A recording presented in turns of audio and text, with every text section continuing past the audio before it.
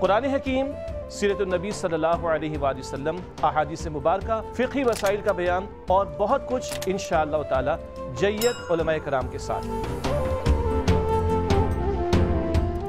औज़ु बिल्लाहि मिनश शैतानिर रजीम, बिस्मिल्लाहिर रहमानिर रहीम। अल्लाहुम्मा सल्लि अला सय्यिदिना मौलाना मुहम्मद व अला आलि सय्यिदिना मौलाना मुहम्मदिन कमा तुहिब्बु व तर्दा बि अन तुसल्ली अलैहि व अहसनु मिनका लम तरक़्क़त ऐनी व अजमलु मिनका लम तलिदिन निसाउ खुलिक़्ता मुबर्रअम मिन कुल्लि ऐबिन कअन्नका क़द खुलिक़्ता कमा तशाउ। नाज़रीन किराम, अस्सलामु अलैकुम व रहमतुल्लाहि ताला व बरकातुहू। ये सब तुम्हारा करम है आका प्रोग्राम के साथ आपका मेज़बान महमूदुल हसन अशरफ़ी हाज़िर खिदमत है। आज हमारे दरमियान एक इंतहाई खूबसूरत, हसीन व जमील आवाज़, ना सिर्फ बेहतरीन सनाखा हैं बल्कि बेहतरीन नातगो शायर भी हैं और एंकर पर्सन भी हैं, प्रोग्राम होस्ट भी करते हैं और बहुत ज़्यादा आपका माशाल्लाह इल्मी काम फैला हुआ है।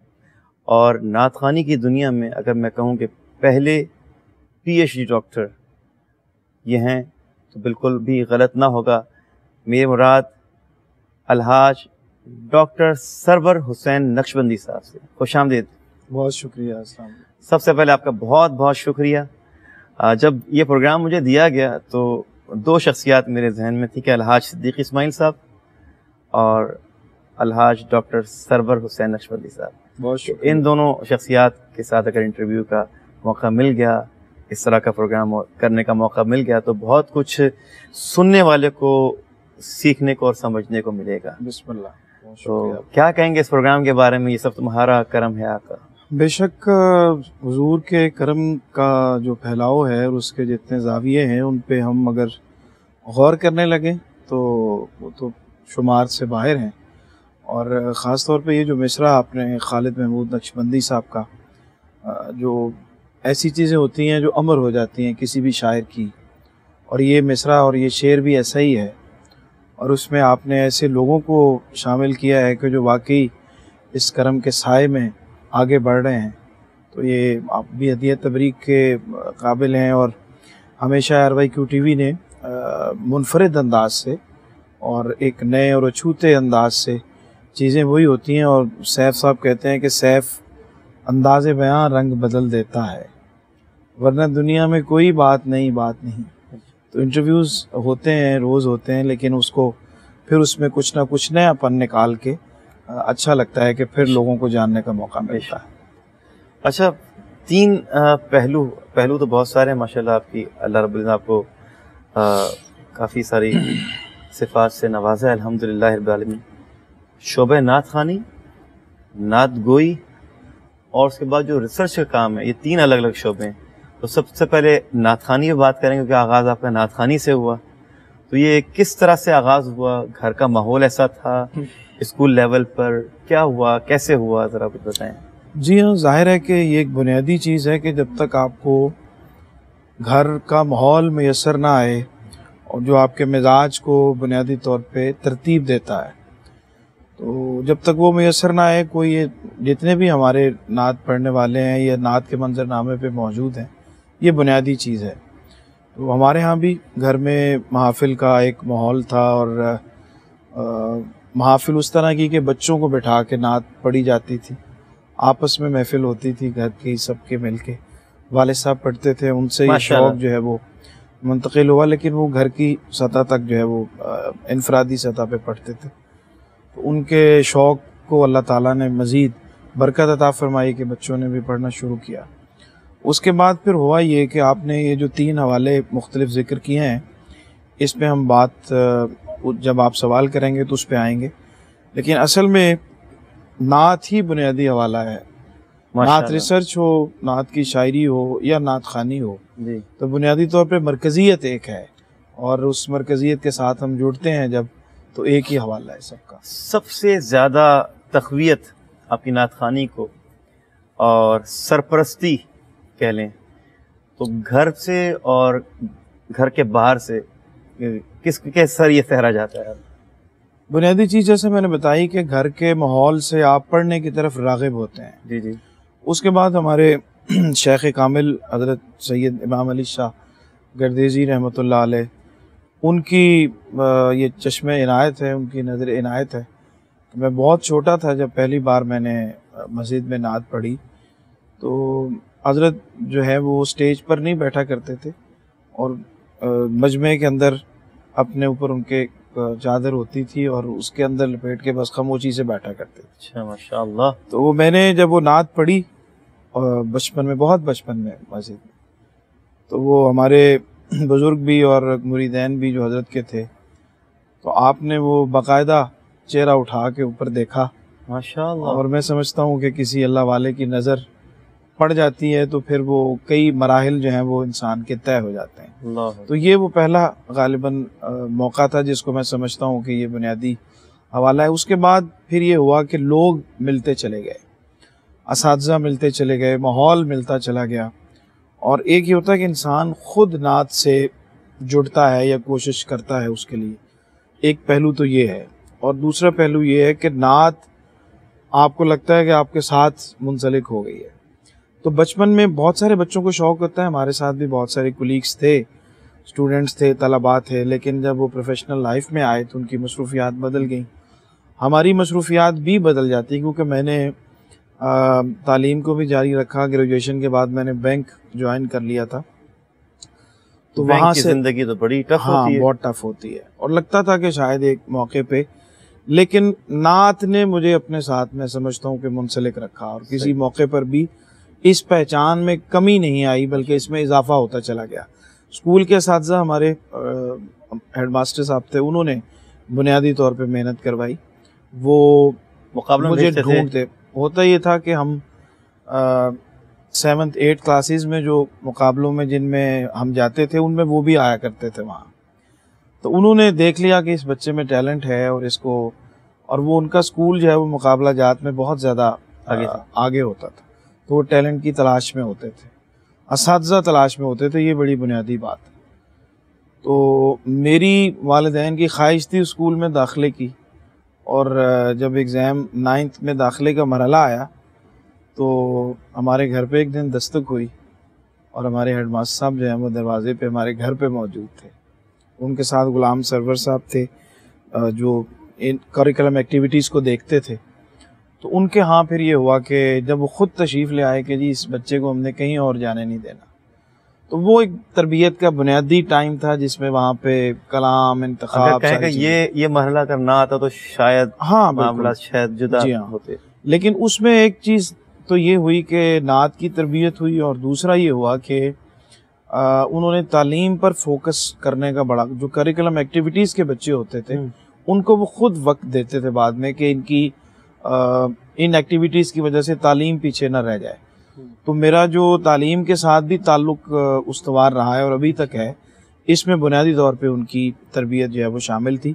उसके बाद फिर वहीं से क़िबला अलहाज मोहम्मद अली ज़हूरी रहमतुल्लाह अलैह। अच्छा, माशाअल्लाह। और मेरी ये भी खुशबख्ती है कि उन्होंने भी टेलीविज़न के एक प्रोग्राम में, ज़ाहिर है कि उनका उस वक्त बहुत बड़ा नाम था, हमारी भी ख्वाहिश थी कि कभी उनको मिलें, तो उन्होंने भी ख़ुद अपने बंदों का, ये वो बड़े लोग हैं कि जो तलाश करते थे कि कहाँ कोई अच्छा पढ़ने वाला नौजवान है, बच्चा है, तो उसको इस नात के दायरे में शामिल किया जाए। माशाअल्लाह। हमारे हेडमास्टर साहब और उसके बाद क़िबला ज़हूरी साहब ने भी बंदों के भेजा कि भी इस बच्चे का पता करें ये कहाँ पे है।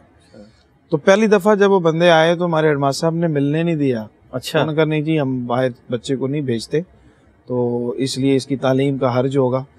लेकिन वो दोबारा फिर क़िबला ज़हूरी साहब, अल्लाह उनके दर्जात बुलंद फरमाए, उस्ताद गिरामी, तो खैर वो फिर वक्त आया कि उनसे मुलाकात हुई, और लेकिन ये कि उस वक्त तक पहचान भी बन चुकी थी, टेलीविज़न पे उन्होंने सुना। और पहली बार टेलीविज़न पे कब तशरीफ़ लाए? रेडियो से ज़ाहिर है कि आगाज़ हुआ, जितना भी हमारे उस वक्त बच्चों का प्रोग्राम होता था, और उस प्रोग्राम से आगाज़ हुआ, और वहीं से फिर टेलीविज़न पे एक प्रोग्राम होता था बच्चों की दुनिया, रिश्मा एक प्रोग्राम होता था बच्चों का जो लाहौर से चलता था।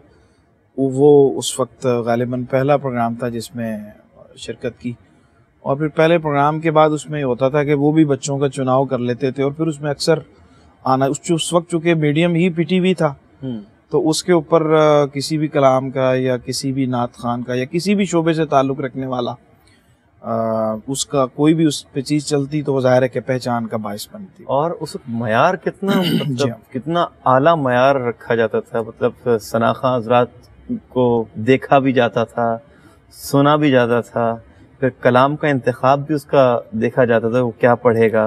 बुनियादी तौर पे ये इंस्टीट्यूशन थे। हमने असल में रेडियो से हमारी तरबियत हुई है और रेडियो पे आप कभी चले गए हैं और आपको वो बताएंगे कि आपकी आवाज़ में क्लैरिटी होनी चाहिए, तब आप जब रिकॉर्डिंग करा सकते हैं, आवाज़ जरा भी ना मतलब रेडियो के हम हॉल में दाखिल होते थे तो दम घुटना शुरू हो जाता था कि यार रिकॉर्डिंग करानी है। और एक छोटा सा माइक का रोग होता था जी हाँ, लेकिन वो गला खुश कर देता था, कहता था कि पढ़ने नहीं। इसी तरह से है कि जब वहाँ पे गए हैं तो वहाँ पे भी ये मुख्तलिफ शोबे थे और मैं समझता हूँ कि ये जो हमारे इंस्टीट्यूशंस हैं इन्होंने सिखाया है और इस तरबियत के अमल को आगे बढ़ना चाहिए कि कोई भी कलाम, पहले कलाम को अप्रूव करने का एक शोबा होता था जो कलाम को देखता था, उसके बाद उसकी ट्यून बनती थी, ट्यून बनने के बाद बंदे का इंतखाब होता था, फिर उसकी रेसल्स होती थी और उसके बाद वो काफ़ी कुछ करने के बाद वो बंदा कैमरे के सामने खड़े होता था।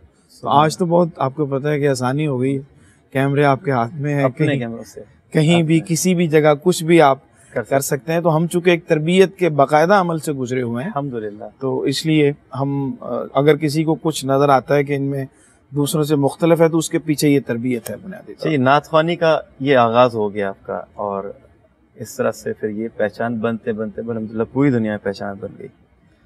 शायरी का आगाज़ कैसे हुआ, किस कलाम से हुआ, कैसे दिल में ख्याल आया, पहला शेर कैसे कहा, कब कहा, क्या वजह बनी उसकी, क्या कल्बी कैफियत थी उस वक्त? हाँ, वो जिस दौर में शायरी शुरू की उस वक्त कैफियत का तो इतना पता नहीं होता था और ख़ास तौर पे कल्बी कैफियत का तो बिल्कुल भी अंदाज़ा नहीं होता था, लेकिन ये है कि शेर से मोहब्बत थी शुरू से। अब ये नात खानी की जो ये तो घर से मिला और आगे तरबियत होती चली गई, लेकिन शायरी हमारे फैमिली में दूर दूर तक उसका कोई नामो निशान नहीं था। और उसको भी अगर देखें तो बुजुर्गों को थोड़ा सा, वालिद साहब को थोड़ा बहुत शौक था, वो कभी मिसरा कह लिया करते थे और मैंने जो इब्तदाई कोई मिसरे एक दो कहे तो वो उनको दिखाए जिस पे उन्होंने हैरत का इजहार भी किया। लेकिन बुनियादी तौर पे असल में मुझे शेर पढ़ने का शौक था। वो उस वक्त हमारी थोड़ी सी वो पॉकेट मनी होती थी और उसमें जितने पैसे बचते थे उससे किताब खरीदते थे और किताब खरीद कर उसको शौक होता था कि जल्दी से इसको ख़त्म करना है, माशाअल्लाह पढ़ना है। और वो पढ़ने के लिए जब आगाज़ होता तो कई दफ़ा ऐसे होता कि रात को पढ़ने के लिए बैठे हैं और सुबह की अजान हो गई है। तो वो शायरी बुनियादी तौर पे पहले सरायत की है अंदर। तो ये भी कुदरत की तरफ से मैं समझता हूँ कि अल्लाह ताला ने एक तरबियत के अमल से गुजारना था, एक मुताले की आदत डालनी थी और उसके बाद कॉलेज के ज़माने में शुरू हो गई थी। अभी भी मुताले का शौक अभी तो मुताले के बगैर कोई दिन गुजरता नहीं है। ऐसा नहीं है कि जब आपको एक चीज़ आपके मिजाज में घुल जाती है तो फिर उससे जान छुड़ाना। प्रोफेसर अनवार अहमद ज़ई साहब कहते थे जब तक 2 घंटे में मुताला ना कर लूँ तब तक जो है वो मुझे मतलब किताबों का लम्स आपकी मिजाज का, तबीयत का, जैसे रोज़मर्रा के मामूलात होते हैं।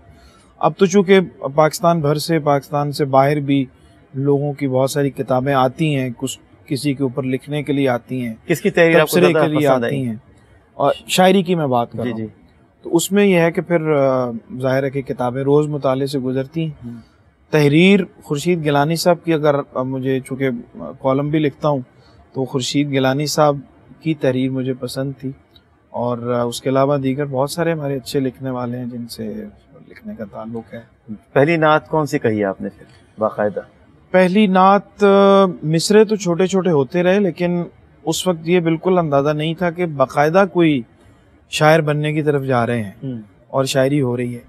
लेकिन कॉलेज के ज़माने में मेरी जो 2 मुलाकातें हैं वो बुनियादी तौर पे मेरी इस शायरी की का जो शौक़ था या इसको परवान चढ़ाने में बुनियादी तौर पे उन्होंने किरदार अदा किया। एक तो हमारे उर्दू के उस्ताद थे अब्बास ताबिश, जो बहुत बड़े शायर हैं। जी हाँ, माँ पर जिन्होंने बहुत लिखा है। जी हाँ, उनके ज़ाहिर है कि हमने उनके साथ पढ़ा तो शायरी का शौक़ पढ़ने का था, फिर उनसे अच्छे शेर सुनना शुरू किए। उसी दौरान फिर जनाब हफीज़ ताइब रहमतुल्लाह अलैह से मुलाकात हुई। तो मेरी तरबियत का जो बुनियादी शायरी का ज़माना है वो जनाब हफीज़ साहब की सोहबत है, उनके साथ बैठना उठना है। और शायद मैं गज़ल की तरफ चला जाता, चूँकि पढ़ने का भी गज़ल ही ज़्यादा शौक़ था, शायरी का शौक़ आपको उससे होता है। लेकिन ताइब साहब के साथ ताल्लुक़ की वजह से मेरा वो मुतालिया, मेरा शौक़ जो है ना, वो एक नात में मैंने कहा है कि मुझको ये कह के कोई गुनगुना के बज़्म में गज़ल से लाया। गुनगुना के सुनना चाहते हैं? चलिए तहतुल लफ्ज़ आप सुन लें, फिर मैं सुनाता हूँ जी। मुझको ये कह के कोई बज़्म में गज़ल से लाया, तुम इधर आओ यहाँ नात लिखी जाती है। सुभान अल्लाह। तो वो नात लिखने वालों में बैठना उठना शुरू कर दिया, बड़े लोगों में। तो फिर तबीयत में, मिजाज में आगाज़ तो ज़ाहिर है गज़ल से ही हुआ। पहली नात जो बाकायदा मैंने पढ़ी वो नवाए वक्त का मुशायरा था, और उसके लिए ताइब साहब ने कहा कि तुमने वहाँ नात पढ़नी है।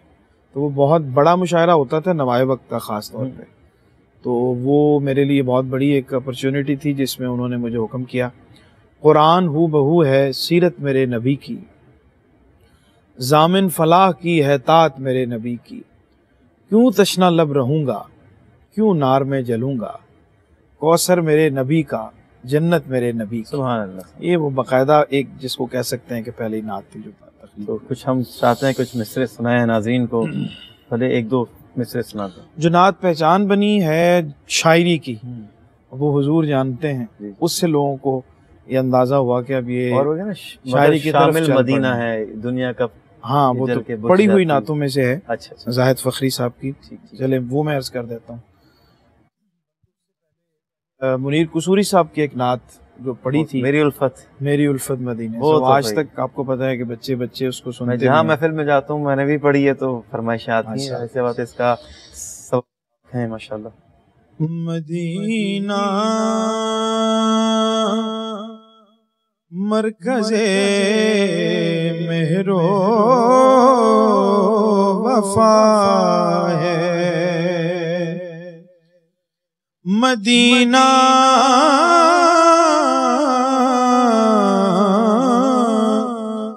मस्दरे जूदो सखा है, मदीना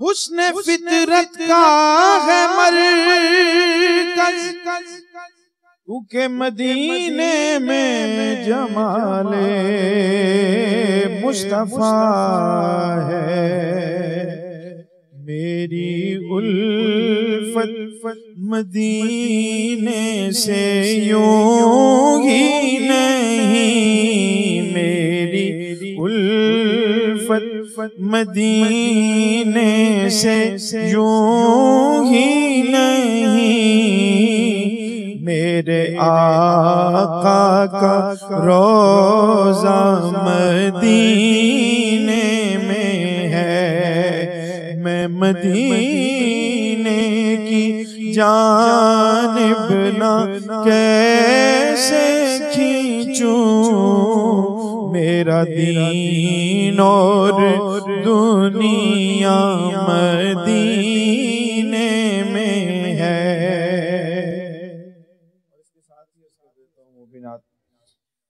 कि ये दुनिया एक समंदर है, मगर साहिल मदीना है, हर एक मौजे बला की राह में हाइल मदीना है, ज़माना धूप है और छाँव है, बस एक बस्ती में ये दुनिया जल के बुझ जाती, मगर शामिल मदीना है। नात से तो बड़ी खूबसूरत आपने पेश की, साथ में कलाम भी बहुत अच्छे कहे। होस्टिंग का शौक खुद था या किसी ने डिस्कवर किया आपके अंदर से? होस्टिंग भी बुनियादी तौर पे मैंने पीटीवी से शुरू की, और चूँकि इल्म के साथ ताल्लुक़ था और रहा भी, और लोगों को सुनते भी रहे, और कुछ आइडियाज़ मैंने प्रोड्यूस किए, और उसके नतीजे में फिर वो मुझे होस्ट करना पड़े, उसकी तैयारी भी की, और लोगों को सुनने का, अच्छे लोगों को सुनने का शौक़ था, वो सुनते रहे। और उसके बाद फिर ये है कि लोगों ने पसंद किया, और फिर आज तक ये सिलसिला। आपके पसंदीदा लोग कौन हैं? इसमें बहुत सारे लोग हैं जिनको मैं सुनता रहा हूँ, और अभी जो बच्चे कहते हैं उनको भी कहता हूँ कि आप अपने शोबे से हटकर जब लोगों को सुनते हैं तो उससे आपके विजन में इजाफा होता है। आप अच्छे लोगों को जब सुनते हैं, ज़िया मोइनुद्दीन साहब को बहुत मैंने सुना है, मोइन अख्तर साहब बहुत अच्छे होस्ट हैं, और उनको बहुत मैंने तवज्जो से सुना है, बड़ा अच्छा उनका स्टाइल है बोलने का। और मैं अगर परफेक्शन के एतबार से किसी को ज़ाती तौर पे पसंद करता हूँ तो वो मोइन अख्तर साहब हैं। उसके अलावा नईम बुखारी साहब बहुत अच्छा बोलते हैं, और हमारे शोबे के तो बहुत सारे लोग हैं। ज़ाहिर अख्तर सदीदी साहब हमारे बुज़ुर्ग थे, उनको सुना, और शहरियार कुदूसी साहब को सुना। वो बुज़ुर्ग हैं जिनके साथ हमें मौका मिला है कि उठने बैठने का, तो ये चीज़ें ज़ाहिर है कि मिजाज में मौजूद थी। फिर ये जो सफ़र है जिसके ऊपर मुझे बड़ा रश्क आता है, तो अभी आपके आने से पहले कह रहा था कि नात खां हज़रात के लिए रोल मॉडल हैं डॉक्टर सरवर हुसैन नक्शबंदी। बहुत शुक्रिया। तो ये जो लिखने पढ़ने का सिलसिला और उसके बाद पीएचडी का सिलसिला, इसके पीछे कौन सी ताकत थी, कौन सी सोर्स थी, क्या था? जैसा मैंने अर्ज़ किया कि मेरी जो तरबियत पीछे से ना तालीम की होती चली गई, और हमारे हमेशा हेडमास्टर साहब ने भी यही कहा, अल्लाह उनके दर्जात बुलंद करे, कि तालीम को फोकस रखें। उसके बाद ताइब साहब की सोबत मैसर आ गई, तो उन्होंने भी बैंक की जॉब के दौरान मुझे कहा कि आप अपनी तालीम को जारी रखें। बैंक की जॉब आपको पता है कि मुश्किल होती है। उस दौरान फिर मैंने हमें इस्लामिक स्टडीज़ किया, और इस्लामिक स्टडीज़ के बाद फिर बैंक की एक वक्त ऐसा आया कि मैंने उसको छोड़ के तदरीस के साथ मुंसलिक हो गया। फिर मैंने उर्दू लिटरेचर में मास्टर्स किया, चूँकि शायरी का शौक़ था। तो ताइब साहब ने हमेशा किबला ने ये कहा, और फिर ये शौक़ भी बढ़ता चला गया। फिर एमफिल की तरफ आ गए। वक्त तो लगा इन चीज़ों में, ज़ाहिर है कि हम प्रोफेशनल लाइफ में आ गए थे, तालीम उस तरह तसलसल से तो जारी नहीं रख सके, लेकिन यह कि जहाँ भी मौका मिला कुछ गैप के बाद फिर हम इस तरफ लौट आए। और उसके बाद जो आपने ज़िक्र किया कि रिसर्च, नात रिसर्च की तरफ आए, तो एक हमारे यहाँ अक्सर हमारे सना खान भी ये बात करते हैं, और मैंने पीएचडी के बाद ये बात करनी शुरू की है कि लोग कहते हैं हमने नात की बड़ी खिदमत की है। मेरे ज़हन में ये था कि हम नात खान तो नात की कोई खिदमत नहीं करते, नात हमारी खिदमत करती है। सही बात। इससे शोहरत मिलती है, इज़्ज़त मिलती है, लोग आपको नवाजते हैं, दीन और दुनिया सब से। लेकिन अगर आप सोचें कि आपने क्या किया है, तो चंद नातें पढ़ी हैं सिर्फ, और उससे इज़्ज़त कमाई है, इसके अलावा कोई आप अपने क्रेडिट पे चीज़ें हों तो सोचना चाहिए सबको, जितने भी। मैंने ये सोचा, और इस वजह से फिर मैं आगे बढ़ा, और मैंने कहा कि नहीं, मुझे नात के हवाले से काम करना चाहिए। फिर मैंने एमफिल का मकाला भी नात के ऊपर लिखा, अपना पीएचडी का मकाला भी अल्हम्दुलिल्लाह मैंने नात के ऊपर कहा। उसके अलावा फिर नात के ऊपर मैंने जो हमारा मिदहत मैगज़ीन है, रिसर्च मैगज़ीन है, उसके अंदर बहुत सारा काम है जो हुआ है और अब तक होता चला जा रहा है। नात फोरम है या शिशमाई? सहमाई है। तो नात फोरम का एक प्लेटफॉर्म जो एस्टेब्लिश किया। फिर मुझे ये फ़िक्र लाहक हो गई कि जब मैं कहता हूँ या कोई मेरे बारे में कहता है कि उन्होंने नात की खिदमत की है, तो कुछ ना कुछ तो मेरे क्रेडिट पे हो कि मैं कह सकूँ कि वाकई मैंने कुछ किया है। नात खानी सिर्फ जो है ये तो अल्लाह की अता है जिससे आप नवाजे जाते हैं, बाकी काम आपने कोई करना है तो फिर आप कहें कि हमने खिदमत की है। तो ये जज्बा था और ये सोच थी जिसकी वजह से हम आगे। वो एक अरबी में कहा जाता है लिकुल्ली फन्निन रिजालुन, कि हर फ़न के लिए अल्लाह रब्बुल लोग मुख्तस कर दिए हैं अल्हम्दुलिल्लाह। अब हर नातख़ाम मेरे ख्याल से ये सलाहियत नहीं है वो इस तरह की खिदमत कर पाए जिस तरह की आपकी तरबियत हुई है, जिस तरह से आपको माहौल मिला है, जिस तरह से आपको असातिज़ा मिले। कुछ तो मैं समझता हूँ इस वक्त जो सना खां हज़रात की बड़ी तादाद है वो तो ARYQ TV को देख कर नात खां बनी है। जी हाँ, इस वक्त जो है ये कई ARYQ TV की वजह से बनी है। हाँ बिल्कुल चीज़ें। इसकी वजह से बनी। QTV ने बहुत सारे लोगों को ज़ाहिर मुतारफ़ करवाया है तारीफ और ऐसी ऐसी नातें पेश की हैं और मतलब एक माहौल बदल कर रख दिया है पूरे माशरे का नात खानी के हवाले से। और उससे नात खाने का भी ज़ाहिर है कि माहौल बदला है। और हमारे यहाँ वो जो एक तरबियत का अमल था जिससे गुज़र कर लोग आते थे, और क्योंकि कैमरा देखने के तो आप अकेले बैठे होते हैं या आपके साथ एक होस्ट होता है, लेकिन असल में आप लाखों लोगों की तरफ मतवज्जो हो रहे होते हैं, तो इसमें जितनी एहतियात करने की ज़रूरत है उसकी तरफ हमारी तवज्जो होनी चाहिए। बिल्कुल, ये बड़ी अहम बात हमारे सना खां आज़ाद के लिए कर गए डॉक्टर सरवर हुसैन नक्शबंदी साहब। ये ज़रा तवज्जो के साथ आप इस बात को 2-3 दफ़ा समाअत कीजिएगा ताकि आपको पता चले कि ज़िंदगी कैसे गुज़रती है। ये सिलसिला माशाअल्लाह डॉक्टर सरवर हुसैन नक्शबंदी साहब आपका जो जारी रहा, इसमें यकीनन आपने मदीना शरीफ का ज़िक्र किया। जैसे आपने पढ़ा, मेरी उल्फत मदीने से यूं ही नहीं, मेरे आका का रोज़ा मदीने में है। जब पढ़ते हैं आप, सारी सी बात है, जो पढ़ता है उसके ऊपर ख़ुद भी इसकी कैफियत तारी होती है। तो जब नाते पढ़ रहे होते हैं, तो हम जब छोटे थे तो हमारी भी ख्वाहिश थी कि हम भी सरकार के दर पे जाएं, हाज़िरी दें, गुंबद ख़ज़रा को देखें, रोज़ा शरीफ पे सरकार की बारगाह में सलामी अर्ज़ करें। तो आपकी क्या कैफियत थी? पहली हाज़िरी कैसे हुई और उससे पहले क्या कैफियत थी, और हाज़िरी के बाद क्या रहा सिलसिला वहाँ पर मदीना शरीफ के अंदर, क्या एहसास? हाज़िरी की कैफियत ऐसी हैं कि हर शख्स की मुख्तलिफ होती हैं, उसके पास अपने तजुर्बात होते हैं और वो उनको बयान करने का हर एक का अपना अंदाज़ है। तो मेरी भी ज़ाहिर है कि बचपन में हाज़िरी हुई, और एक दफ़ा वही बात के उन दिनों में ज़ाहिर है कि एज लिमिट्स थी, उस हद तक पहुँच के आप जा सकते हैं। कहीं से इनाम के तौर पे उम्रे का टिकट मिला, अच्छा, लेकिन वीज़ा उसके बाद जो है वो लगने की सूरत नहीं बन रही थी। तो मैं अपने हज़रत के पास हाज़िर हुआ और उनसे गुजारिश की कि ये मामला है और ये नहीं हो पा रहा है। तो उन्होंने कहा कि इसमें परेशान होने की बात नहीं है, आपकी इतनी हाज़िरियाँ होनी है कि आपको याद भी नहीं रहेंगी। माशाअल्लाह। ये उस वक्त के जब हम सोचते थे कि यार हम कभी जा सकेंगे और कभी एक हाज़िरी भी हमारी होगी, तो हैरान कुन बात थी। लेकिन उसके बाद वाकई अल्हम्दुलिल्लाह गिना नहीं कभी कि याद भी नहीं है और कहीं भी नहीं है। और ऐसे ही हो कि अल्लाह करीम ये सफ़र अता फरमाता रहे। और वहाँ की जो कैफियत हैं वो लफ्ज़ों की नहीं है, बल्कि वो आंसुओं की हैं, और वो ऐसी हैं कि बस जो दिल का और आँखों का एक ताल्लुक़ बन जाता है वहाँ पे जाके, तो वो वही बयान कर सकते हैं। मदीना शरीफ जाकर सबसे ज़्यादा ख्वाहिश क्या होती है? वहाँ जाके ख्वाहिश क्या होती है, ये भी हर एक की मुख्तलिफ होती हैं। आपकी क्या? हर एक की अपने मिजाज और तबीयत की होती है। मैं तो वहाँ जाके बस ये चाहता हूँ कि कोई जानने वाला ना मिले यहाँ, बस किसी नुक्कर में बैठ जाएं, मतवज्जो रहें, और जितनी देर उस कैफियत में रहें उतनी देर बैठें, और जब ध्यान इधर उधर होने लगे तो वहाँ से उठ जाएं।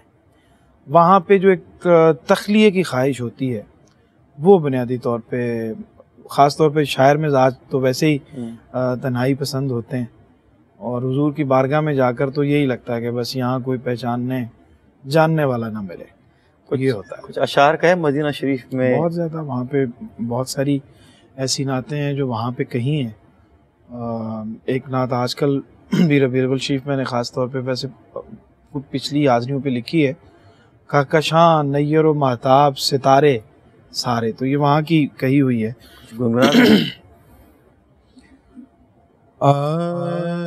कहकशां नैयर महताब सितारे सारे, कहकशां नैयर महताब सितारे सारे, गुंबदे खज़रा तेरे हुस्न पे वारे सारे, गुंबदे नजरा तेरे हुस्न पे वारे सारे।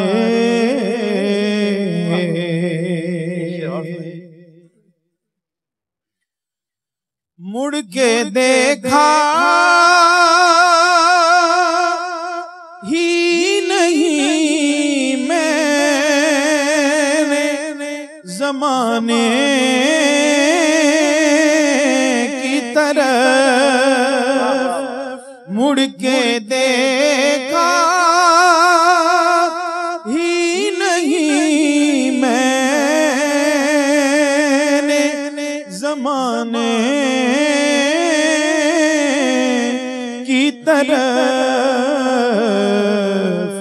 उनकी रहमत ने मेरे काम सवारे सारे। सुभान अल्लाह, सुभान अल्लाह। ऐसे खूबसूरत ऐसे तख़य्युलात ये सरकार मदीना सल्लल्लाहु अलैहि वसल्लम के दर की खैरात है, उनके दर की देन है। सर भाई, हम पहले महफिलों में जाते थे ना, तो कभी कभार ऐसी कैफियत होती थी पूरी महफिल अश्कबार हो जाती थी और एक एक शेर को कम से कम आधा घंटा पढ़ा जाता था। लोगों की कैफियत होश में नहीं होते थे, लिबास फट जाता किसी का और दीवारों पे सर लग रहा है, सर खूनम खून हो गया है, मचल रहे हैं, रो रहे हैं, तड़प रहे हैं, बस एक ही मिसरे की रट लगी हुई है। फिर एक खुशबू के झोंके का आना महफिलों के अंदर, अचानक से मुअत्तर हो जाना हवा फ़ज़ा, और फिर एक कपकपी सी तारी हो जाना, एक सुरूर कैफियत, पता नहीं क्या कुछ हमने माजी में देखा और ऐसा लगता था कि जैसे हमें रहमत ने अपनी हिसार में ले लिया है, अपनी आगोश में ले लिया है, और एक कैफियत रहती थी काफ़ी दिन तक। अब वो माहौल हमें मैसर शायद अब कम हो गया या चला गया, या कहीं कहीं खानकाहों में कभी महसूस हो जाता है। इसकी क्या सबब आपको महसूस करते हैं? हाँ, इसके बहुत सारे असबाब हैं। एक तो जैसे मैंने जिक्र किया कि एक जो तरबियत का अमल था उससे लोग दूर हो गए हैं, और फिर ये जो ज़ाहिर है कि मीडिया की वजह से बहुत सारी चीज़ें तेज़ी से तब्दील हुई हैं और उस तब्दीली की जद में हर शोबा आया है और नात ख़ानी भी ज़ाहिर है कि उसी का एक हिस्सा है। और जो जिसका ज़िक्र आप कर रहे हैं वो महफ़िल ज़ाहिर है कि हमने बहुत ज़्यादा देखी है, हम उन महफ़िल में बहुत ज़्यादा बैठे हैं। 15 साल पहले, 10 साल पहले तक कह लें अगर, उसके असरात काफ़ी दिखाई दिए, कम हो गए थे 15 साल पहले तक, और अब ज़ाहिर है कि आहिस्ता आहिस्ता, लेकिन हर दौर अपने साथ कुछ न कुछ तब्दीलियाँ लेके आता है, और उन तब्दीलियों को किसी हद तक कबूल करना हर दौर की अपनी ज़रूरत भी होती है और ज़िम्मेदारी भी होती है। कि अगर आप ये कहें कि आज से जो 30-40 साल पहले नात ख़ानी हो रही थी वही आज हो, तो जब जनरेशन तब्दील होती है, नस्ल बदलती है, मिजाज बदलते हैं, माहौल तब्दील होते हैं, तो उससे सारी चीज़ें ग्रेजुअली तब्दील होती हैं। तो इस तरह से नात ख़ानी में भी तब्दीली आई है, लेकिन इसमें जो बुनियादी चीज़ है कि इसमें वो जो कैफियत और ज़ौक़ का अंसर है वो क़यामत तक रहना है। ऐसा नहीं है कि वो चीज़ें ख़त्म हो गई हैं तो आइंदा आने वाले दिनों तक वो बिल्कुल जाती रहेंगी। उसके बग़ैर इस नात का, नात ख़ानी का और नात के मौजू का और इस शोबे का वजूद जो है वो उसका ताल्लुक़ ही सोज़ और गुदास के साथ है। उसमें कमी हदायती दौर के साथ आती रहेगी। और बाकी ये चीज़ें जो हैं इसमें मैं समझता हूँ कि चूँकि तरबियत का अंसर कम हो गया है, इस वजह से इसमें तब्दीली इतनी तेज़ी से आई है। लेकिन बहरहाल इसमें गुदास की, सोच की, कैफियत की ज़रूरत हमेशा रही है, आज भी है और हमेशा रहेगी।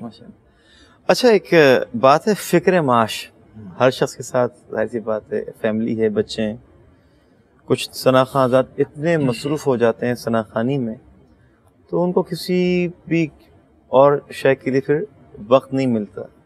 अगर कहीं और वक्त देते हैं तो फिर जाहिर सी बात है फिर वो नात ख़ानी में अल्लाह ने उनको इतना नाम दे दिया होता है, इतना ज़्यादा उनकी तलब होती है, लोगों को उनको बुलाने की इतनी ख्वाहिश और तमन्ना होती है। मतलब वो जान चुके होते हैं कि अल्लाह ने वाकई मुझे नात के लिए ही शायद बनाया है।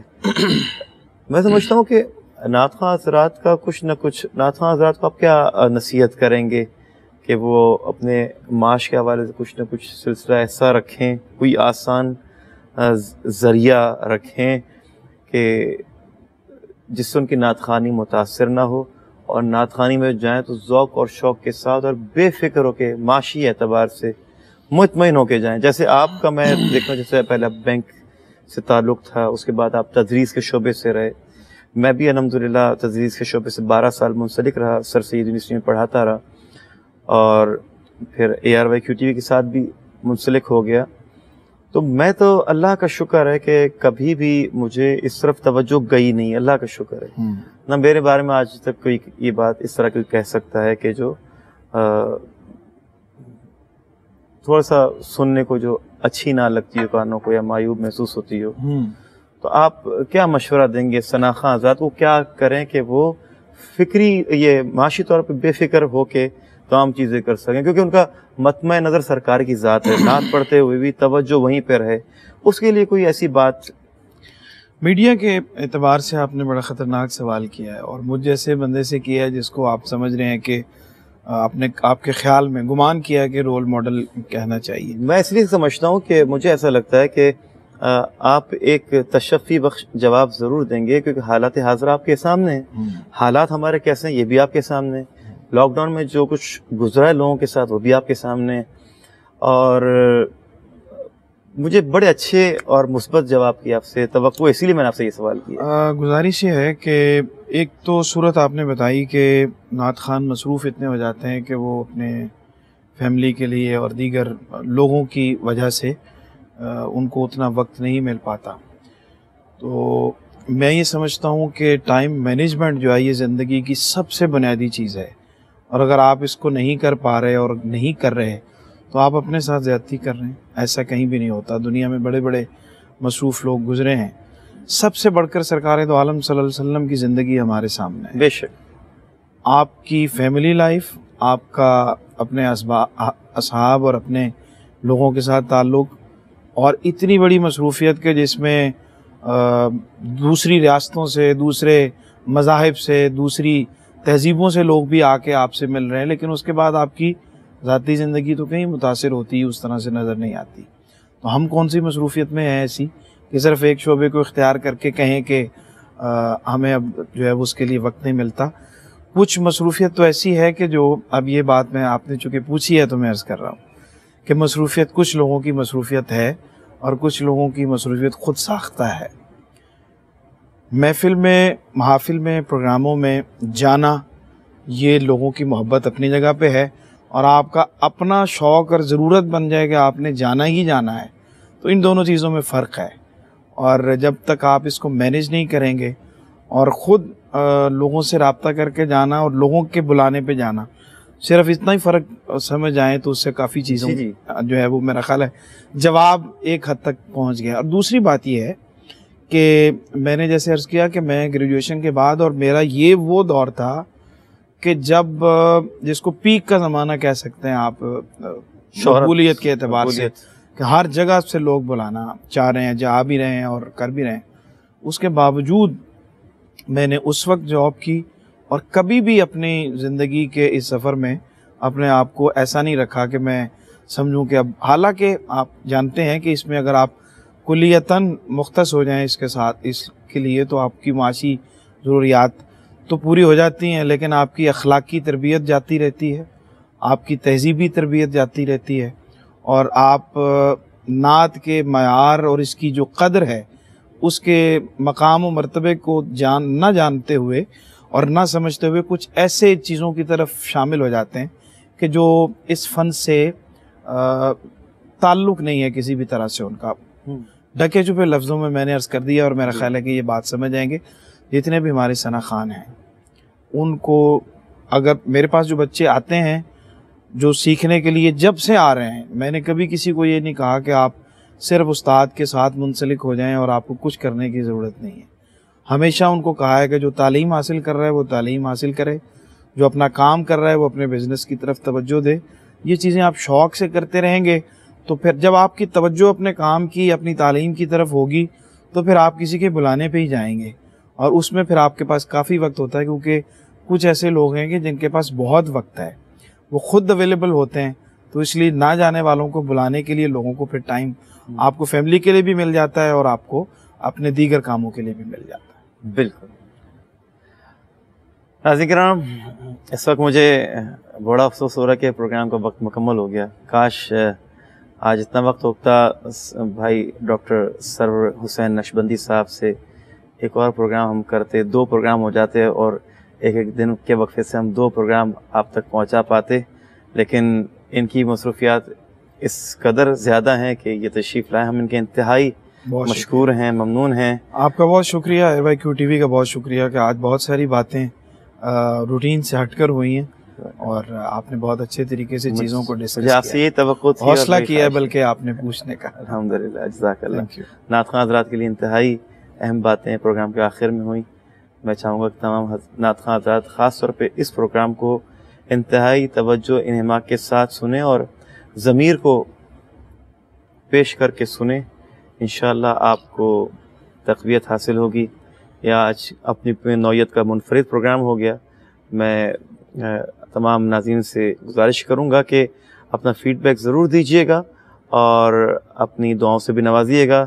कल इंशाअल्लाह एक और मेहमान के साथ आपकी खिदमत में हाज़िर होंगे। तब तक के लिए इजाज़त दीजिए। अस्सलामु अलैकुम व रहमतुल्लाहि ताला व बरकातुहू।